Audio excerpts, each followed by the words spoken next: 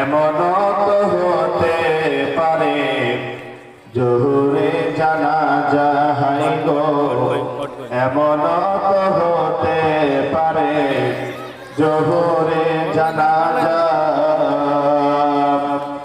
কেমন করে ঘুমাও তুমি ও মানুষ, কেমন করে ঘুমাও তুমি জোহর করে কাজা।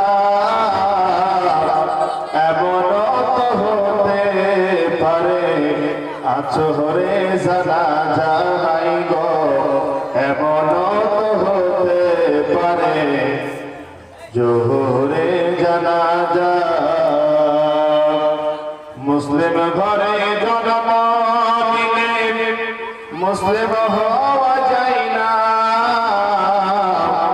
মুসলিম ঘরে জন্ম নিলে মুসলিম হওয়া যায় না।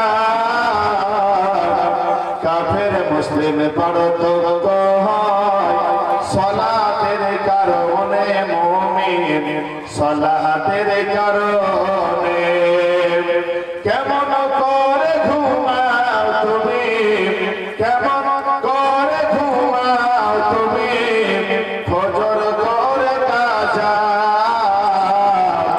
এমন তো হতে পারে জোহরে জানাজা হাই গো, এমন তো হতে পারে জোহরে জানাজা।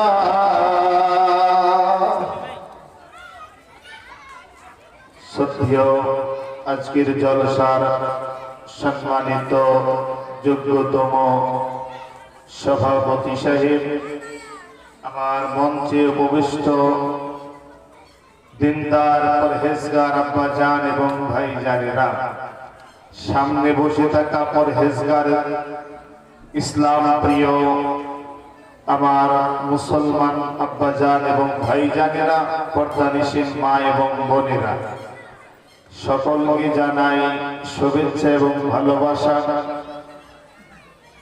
আল্লাহ রাব্বুল আলামিনের কাছে দোয়া করি আল্লাহ যেন আমাদেরকে প্রতিটা কথা বলার এবং আমল করার জন্য তৌফিক দান করুক। সকলে জবান খুলে বলুন আমিন।